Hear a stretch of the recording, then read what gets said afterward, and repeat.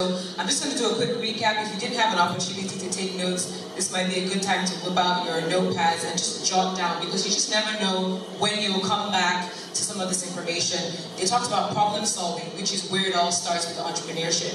You know, identifying a problem and seeing how you can be part of the solution. Soft skills, you know, yes, what you learn in the classroom is really important, but also what you learn through athletics is also important. What you learn through everyday experiences, developing those soft skills that will come in handy. Analytical thinking, you know, being able to think analytically, and that, again, is something that you learn over time through the different courses that you take, through the experiences that you have, but paying attention to trying to be an analytical thinker is important as well. Also identifying the opportunities. So many opportunities around us every single day, but are we paying attention?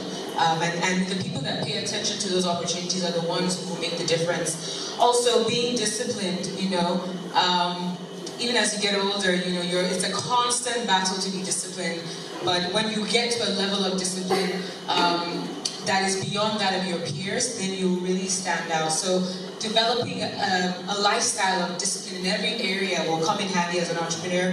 Paying attention to the details, to the numbers, remembering that you will fail. You know, you will fail, but like Denzel Washington said recently, make sure that you're failing forward, right? You're failing, but you keep going. You fall 7 times or 8 times, you get up 9 times.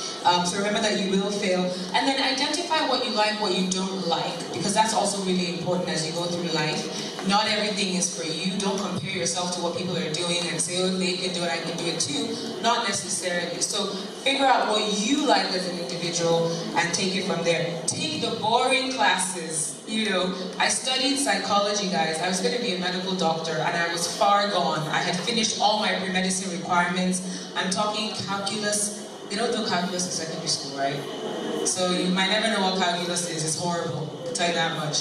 But I did calculus, organic chemistry, I did all of that, and I was 1 semester away from doing the MCAT exam, which is the exam that you use to get into medical school, and I changed my mind.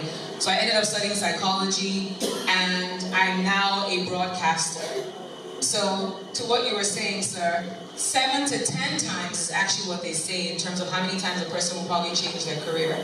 But I can tell you that in between not studying medicine anymore and becoming a broadcaster, I worked in human resources, I worked in corporate affairs, I went to grad school and studied integrated marketing communications. So don't disdain what you're learning now, because all of those things will culminate into what you end up doing, because I can tell you that those experiences are serving me very, very well as a broadcaster, and I think that sometimes those are the experiences that have distinguished me in my industry in Nigeria. So take those boring classes. And I think I want to end with what Dr. Ulysses said during her keynote speech, which is the importance of taking care of yourself, your physical body.